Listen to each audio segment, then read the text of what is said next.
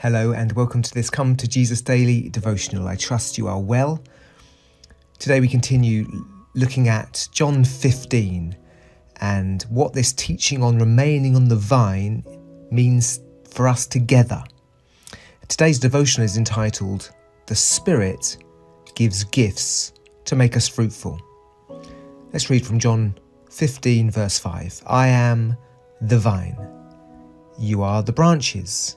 If you remain in me and I in you, you will bear much fruit.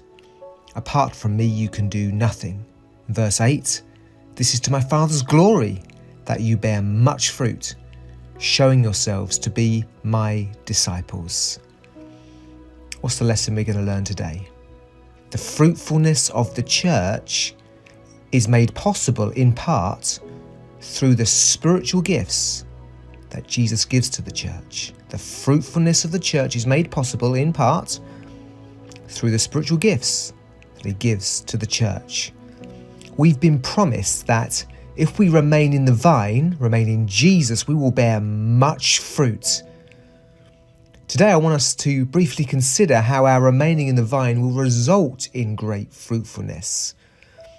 As we've seen, remaining in the vine involves loving our church community in a sacrificial way, like Christ. This love for the church will lead to a readiness to encourage those who are weary and wandering in their faith. A church becomes more and more fruitful as each of us looks out for the needs of those around us.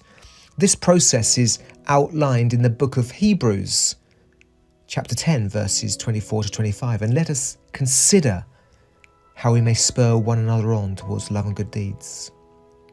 Not giving up meeting together, as some are in the habit of doing, but encouraging one another, and all the more as you see the day approaching. When we think of a person or a church maturing, it's too easy, isn't it? It is for me anyway, to think of the fruit that Jesus promises as something that he alone produces in us.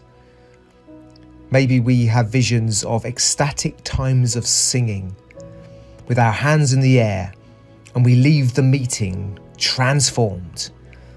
But this, however, I suggest is not the primary way that we are to think of our growth.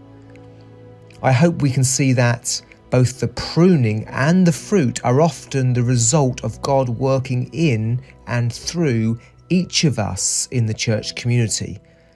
This process often unfolds through the use of spiritual gifts through which Jesus works among us. We read of the good that these gifts do in 1 Corinthians 12:7. "Now to each of us the manifestation of the Spirit is given for the common good." I hope we can see that the Spirit gives us gifts that build us up and enable us to become more fruitful.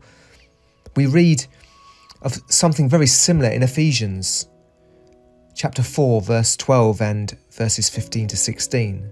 "So Christ himself gave the apostles, the prophets, the evangelists, the pastors and teachers to equip his people for works of service, so that the body of Christ may be built up. Instead, speaking the truth in love, we will become in every respect the mature body of him who is the head, that is Christ. From him the whole body, joined and held together by every supporting ligament, grows and builds itself up in love as each part does its work." You see there, as each part does its work. Christ, who has ascended into heaven, pours out his Spirit, gives us gifts that build us up. I hope we can see this, that the fruitfulness of the church often comes through each of us as we each contribute by using the gifts that God gives to us as we remain in the vine.